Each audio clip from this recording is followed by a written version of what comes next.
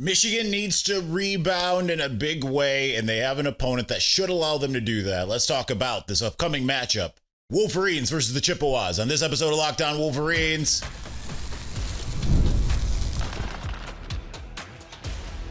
You are Locked On Wolverines, your daily podcast on the Michigan Wolverines, part of the Locked On Podcast Network, your team every day. Happy Friday. We are back and doing it. Locked On Wolverines podcast, part of the Locked On Podcast Network, where it's your team every day. I'm your man on the ground, Isaiah Hole, publisher of Wolverines Wire through USA Today Sports Media Group. Thank you to all of our everydayers who check out the show every single day, and thank you for making us your first listen. We do appreciate that. We'll get into the matchup here. We're not going to get into big specifics as far as Central Michigan, but then we'll get into what it's going to mean not having Sherrone Moore, and then finally the final prediction for what we expect. All right, so this is a game that's much more about Michigan than Central Michigan. Hence, we're not really going to get into what Central Michigan does, because Central Michigan theoretically could do everything perfect, but should still get run off the field. So this is a scenario where, as I've noted before, there's only, and now Sherrone Moore's not going to be in this game, right? He's not going to be on the sidelines. This is the first of his 3-game suspension, 2 this year, 1 next year. But there's only been 1 blowout thus far of the Sherrone Moore era. There should have been at least 1, if not 2 more, in, I think, that Arkansas State, which was a tougher group of 5 team. They gave a couple years ago, they gave Ohio State all they could handle. Butch Jones is a very good coach, has those guys very well coached, and it was on its way to being a blowout before the second half happened. And mistakes and turnovers and all of that stuff happened. New Mexico, even this year, even though they, again, were very well coached. And that game was a couple of weird instances away, right? The Jay Sean Barham thing, a couple missed opportunities away from it being a true blowout. But this is the type of game that absolutely needs to be one of those games that you expect from Michigan, where it's like it's 42-7. It's 38-3. It's something in that type of game. Love to see it more like 55-0, right? Because like that's what you usually see from really, really good teams against MAC teams, right? I mean, or Oregon against Oklahoma State, right? So Michigan needs to find a way to come out firing on all cylinders. And after the Oklahoma loss, I think that would be a nice palate cleanser and show you that everything is on the right path. But again, we've only seen it once, and it was against Northwestern. And granted, that was a good sign because it showed that they were peaking at the right time. That's kind of the opposite of what a lot of Michigan teams have been, dating way back into the Lloyd Carr era, where it was like Michigan was, really, really good early. But then by the time you get to Ohio State, it's, they're kind of on fumes.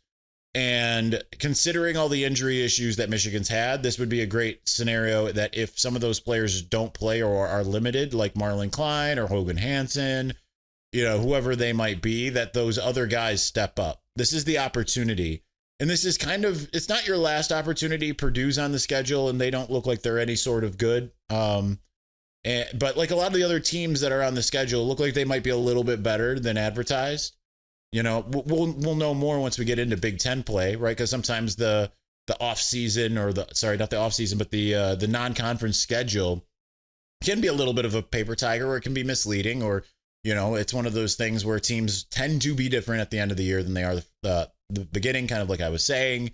But sometimes it goes the other way, right? So, but nonetheless, this is the type of game where you would expect Michigan's talent to win out because, like, let's just be honest and real, Michigan is just a supremely more talented team than Central Michigan at every position. Now, the one thing that I do know about Central Michigan is they have 3 quarterbacks.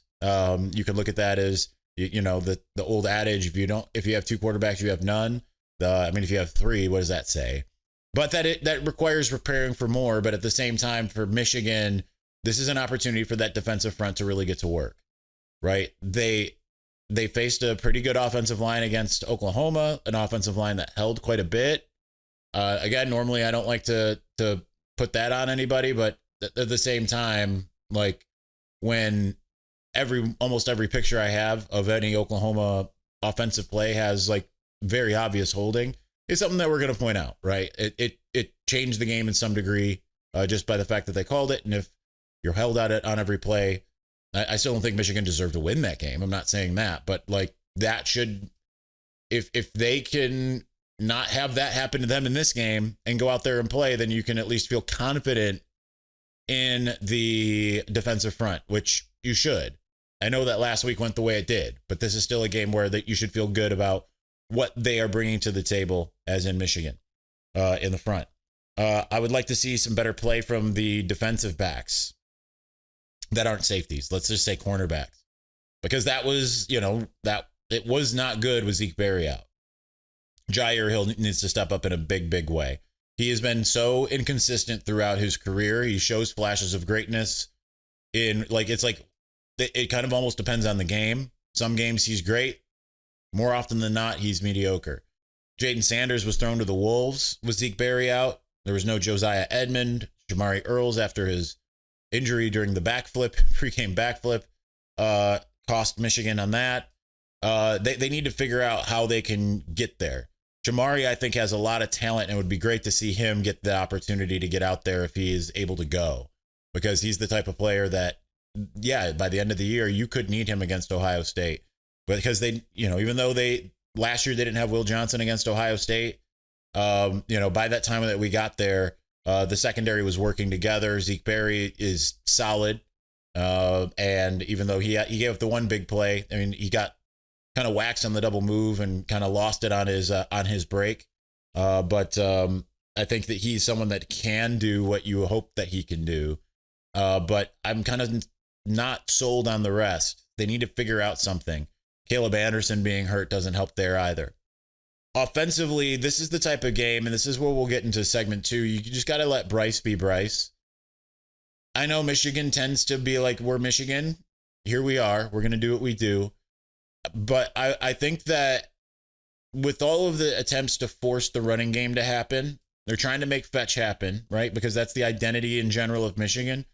I think they need to get away from that. And I think that what they need to do is find a way to get Bryce in rhythm early, and then everything else will take care of itself. And I thought that they started to do that against Oklahoma. That first play, that first drive kind of had some promise, and then it stalled out midfield. The next drive, kind of the same thing. You got to just get your quarterback in rhythm. Like, the offensive identity, regardless if he's a true freshman, should center around the focal point of the offense, which is Bryce Underwood. And I understand wanting to try to make it so kind of like what we talked about in the preseason, just having him be just a guy rather than being the guy that does everything. But I kind of feel like you just need to change course after that Oklahoma game and say, maybe I'm being reactionary, but I think you do need to just say, he's the one that we need to depend on, because he can make this offense go. And it can be a live by the sword, die by the sword scenario, right? Or if he makes mistakes and turns the ball over, that could happen. But if it's a downfield throw that happens, it's essentially a punt, and that's a heck of a lot better than a 3-and-out in some ways. If it's a good downfield throw, it's a risk reward scenario that I think Michigan needs to go with, because I think that if you are just sitting back and hoping that the run game is going to suddenly, it's great to see these big explosive plays, but if you're not able to get that 5-yard gain consistently, like we've seen from 21 to 23, then you're just kind of right back to where you were last year in a lot of ways. Offensive line needs to be a heck of a lot better, obviously. Tight end is obviously an injured place, but also the wide receivers are going to have to step up on top of, I would say, going for it with Bryce. I've seen some definite clear markers that they are on the way. Didn't necessarily work out well last week. There were some things I didn't like last week, but week 1 definitely made me feel like, okay, they can do this. But what's it going to be like without Sherrone Moore out there? That's going to be an interesting thing. Let's get into that here in just a moment. Before we do, this episode is brought to you by Mazda's moving the game forward. For those who believe it's not just about playing the game, it's about redefining it. There are moments that do more than put points on the board. They move crowds, move culture, and keep the game moving forward. This week's moment that moved the game forward, as I said yesterday, it was Justice Haynes and his big run. It was kind of the only glimmer of hope in the game against Oklahoma.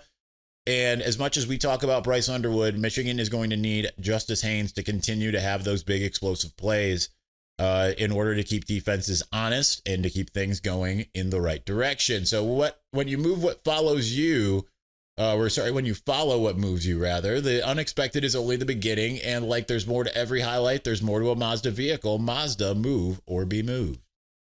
All right, we're going to continue on here momentarily. Of course, I got to cross-arm my mouse here.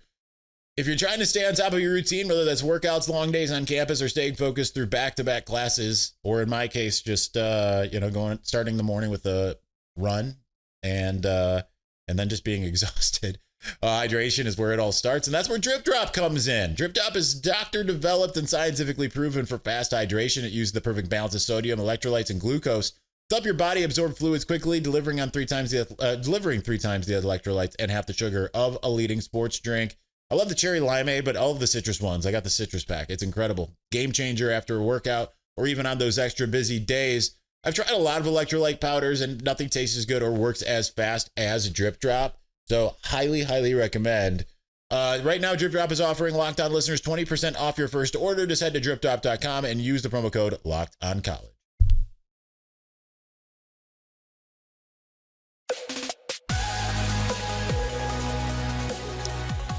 All right, Sherrone Moore is serving the first of a 3-game suspension due to him deleting a text message chain before producing said text messages. Of course, there was some obfuscation that went on in there to mislead NCAA investigators a little bit.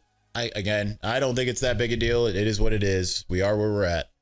So Biff Poggi takes over as interim head coach, freeing both Chip Lindsey and Wink Martindale to do what they do. And I don't know exactly how that's going to go. I wasn't exactly looking at Biff's coaching style when he was either at St. Francis or Charlotte. But obviously he knows, he's conciliary to Sherrone. He was conciliary to Jim Harbaugh as well. I don't know if he's going to be like, okay, we need to enact this smash all we want or what. I have a feeling that he's going to be a little bit less because, again, I've just heard through the grapevine that there was a lot of, hey, let's run this play. Let's run this play. Okay, now that we're behind the sticks, let's pass. Okay, let's run this play. Let's run this play. Okay, now that we're behind the sticks, let's pass. Playing scared is basically what I would call what Michigan did last week. And I don't think that's the ethos of Chip Lindsey. So what I would really like to see, and this is kind of what I've alluded to over, the Tuesday show, a little bit Monday, a little bit Tuesday, a little bit Wednesday. I would like to see a scenario where Biff essentially manages the game, but says, Chip, just do what you do. And if Chip does what he does, and I don't think that's just going to be full on air raid. I don't think that's going to be, necessarily just full blown airing the ball out.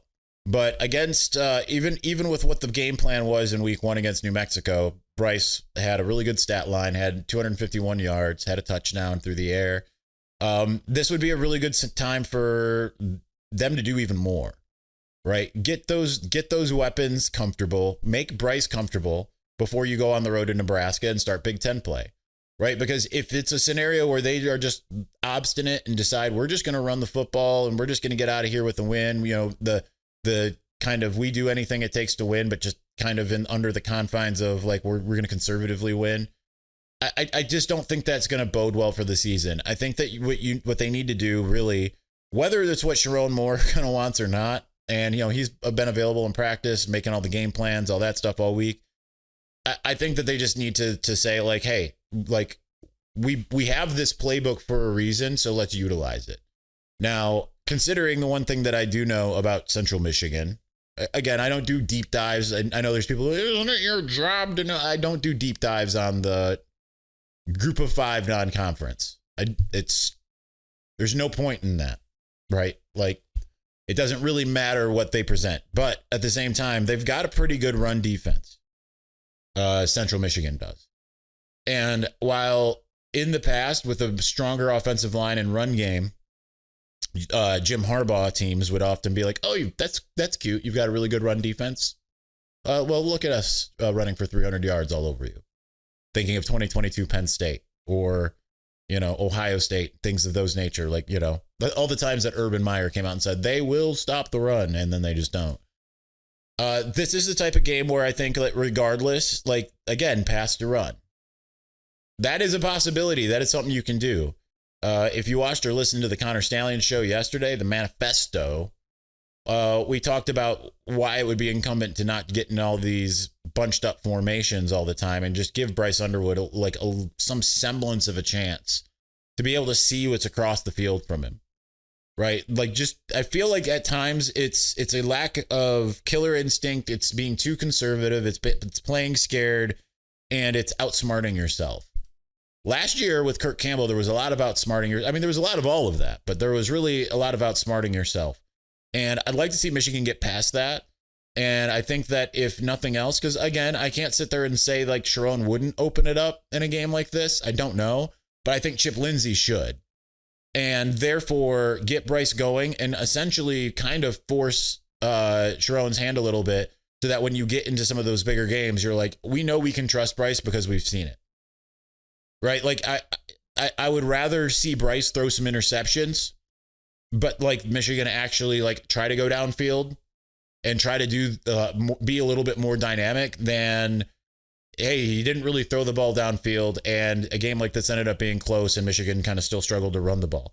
Like, I think that you just need to sit there and say, as Connor said, as Josh Barr said, like, if you've got it, I will go with a Bugatti Chiron, widely thought to be the fastest production car, at least of 10 years ago. How do I know that? I just watched an old Top Gear episode. I don't know what the current current fastest production car is, but 1,500 horsepower. That's what you got. Right? It's not just a Ferrari. It's something much more than that. So why go and drive in like speed zones, like in school zones? Why do that? Set it free. Now, no, the wide receiving core is not like amenable necessarily to being like he's not the captain of Ohio State or even where he was going to go LSU that has always like these great wide receiving cores.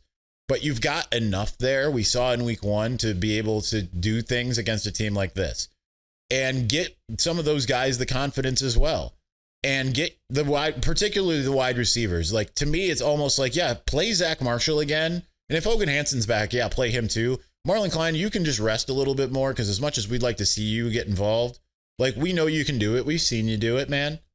So, like, let's get some of the other guys involved and get them comfortable because it's I think more important for number one for Michigan to find options outside of the tight ends to make the passing game go. Number 2, I think it's pivotal for a guy like Zach Marshall to get on the same page and for Bryce and him to know kind of like, okay, here in a game, this is where the ball needs to be, right? Like, so like a wide open Zach Marshall is different than a wide open Marlon Klein because Marlon Klein's just faster. So find that sweet spot without Sherrone. And if you're like those Michigan coaches, do whatever it takes to kind of essentially force his hand. I'm not worried about the defense. I'm not worried about Wink. Like that'll even with a few lapses here and there, that'll take care of itself. Like we saw that story play out last year. We've seen him do what he's done in the NFL. We know what his proteges can do with his knowledge. So I'm not concerned about that. But offensively, you've got to get something going. So what is going to happen in this game? Let's get to that here in just a moment. But before we do, it's almost the weekend. Time to look back and crown this week's MVP on Who Delivered, powered by DoorDash. Just like you can win every Saturday with DoorDash Streaks, saving more every time you order. These players delivered when it mattered most. Let's break it down. For Michigan, it was Justice Haynes, who delivered in a big way. As you know, that first play coming out of halftime, Michigan, without doing anything on offense, really got to the point where at least they were in striking distance, and it was the play that was needed at the time. Did Michigan win? No, but Justice Haynes put Michigan back into a position where it could have. He came through, no hesitation, no delay. And if you've been watching week after week, this performance wasn't a fluke. Justice Haynes, for the second straight week, with those explosive plays. And just like Justice Haynes delivered for Michigan, DoorDash delivers your Saturdays. With DoorDash Streaks, you save every Saturday you order, stack it up all season, and you can save $250 rather, up to $250, including $100 in DoorDash credits. Order this Saturday. I know I will because DoorDash is kind of my thing. I ordered DoorDash earlier today.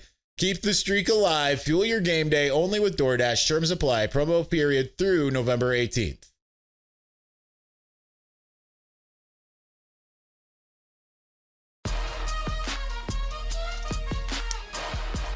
All right, so this game coming up is going to be interesting because we saw what it looked like without a head coach in 2023. None of those games were like, I mean, they were just two of the three first games were decisive. The final three games of 2023 in the regular season were not decisive, but they were wins. It took all game to win all three of them with Sherrone Moore at the helm as an acting head coach. ECU and UNLV kind of were over by halftime, but they weren't necessarily as, I would think that in those games, if Jim Harbaugh was on the sidelines, those games look even a little bit more wow than they did. And now we're going to see what it looks like without Sherrone, who's, like I've said, has only one blowout to his name as a head coach, Northwestern last year. That said, Zack Marshall said on Tuesday night that this team is moderately pissed off. They don't like the fact that they're not going to see their head coach. They're coming off of a loss. Central Michigan is overmatched. No matter which way you look at it, they were overmatched. It would be a massive, massive upset if Central Michigan was able to do anything really of note. I think particularly the defense having gone up against a good offense is going to play with its hair on fire. And I would be surprised to see Central Michigan sustain any kind of success. This is not like an incredibly good offense, right? Like, this isn't like, I think New Mexico had a lot going for it. But I definitely think that Central Michigan is not within that. I mean, it's not one of those group of five teams that you ever really look at, except for some years that they've played MSU, I guess, and say like, yeah, they're really going to challenge you, and they're really going to do some things that are just going to make your life hard, right? This is the type of game that I'd like to see it look like 2021 Western Michigan, and I think right now, like you would rather have. You would rather have Central Michigan first week rather than the third week, but I mean it's a good game to have coming off of a loss. They're 123rd offensively with 2 games in. They're averaging 279 yards. Whoops, sorry, wrong one. 280 yards per game on offense. And as far as their rushing offense, I think they're a little bit better at rushing the football than they are passing, but I don't think either is particularly great. And they haven't necessarily played a big opponent. Pitt and like kind of an also ran. So it's not like we're talking about like, yeah, they had a murderer's row of power 4 opponents, and that's why they weren't really able to get much of anything going. They're 92nd in the country in rushing the football with 134 yards. I think Michigan's going to keep them under that number by a relatively significant margin. And passing wise, again, they have the 3 quarterback system. They are people that complain that I do this is because I think of it like this wasn't part of the plan. That's why it happens. 118th in the country, averaging 141 yards. 146 yards per game. I think Michigan will hold them to about 200 yards total. And I think some of that will come when Michigan's able to kind of cycle some guys through. I think that we'll see kind of maybe a mix of what I'm hoping for. Like they'll unleash Bryce to some degree, but not to the point that I think anyone should want. I think you'll see more success from the run game. This would be the type of game I would expect Jordan Marshall to kind of finally find his footing a little bit instead of being like, I mean, I can't even tell you really anything he did in any of the last 2 weeks. I still think Justice Haynes will get his, but this will be like a Jordan Marshall get right game. I think that this game will be out of hand by the fourth quarter, and we'll finally see a scenario where there are players that we don't normally get to see. I think we'll get to see Jasper Parker in this game. I think we'll get to see some of those younger players. If Shamari Earls is healthy, I think you'll maybe even see him in more of a regular spot here. And this is kind of just a perfect get right game. And I think Michigan's going to take at least some modicum of advantage of it. I don't think it's going to be as emphatic as I would like. Like I said, I don't think it's going to be like a 55-0. I don't think it's necessarily even going to be like a 45-6 thing. But I do think it will probably be somewhere in the realm. And this is going to be my final score prediction. I'll say 38-6. 38-6. I was debating if I wanted to give them 3 field goals. I don't think they're going to find the end zone. I think that they're going to, but I think Michigan will kind of have it get right. It's not going to feel like quite as emphatic as you would hope, but I think it will be one of those things that you walk away from it and you say, all right, that's a step in the right direction. Now go and do likewise. And I think you're going to feel a lot better about Bryce Underwood. And so we'll be go and do likewise against Nebraska.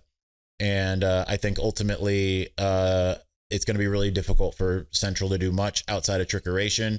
I do think that they'll probably try to, and I don't know enough about them to, like I said, to incorporate much tempo, but I think that any team is going to try to do misdirection, tempo, and all of that to try to negate Michigan's strength up front. And I would not be surprised to see them kind of have that in the game plan. It doesn't matter if they've had it and they haven't had it, whatever. Like, I think that you're going to see that from a lot of teams. It's only Michigan that seems to like kind of say like, no, we're just going to run our stuff. And that's fine. In a lot of cases, it wasn't fine last week, right? It was fine in 2023. It wasn't fine last year. It wasn't fine. You know, it's they got to be a little bit more creative. I don't think they need to be creative here. I just think Michigan needs to say like, let's see what we got. Let's see what we can do. All right, that's going to do it for us today. Thanks for watching. Thanks for listening. We will talk to you again maybe over the weekend if everything goes to plan. Chances are it will be Monday, but we'll talk to you soon. Peace.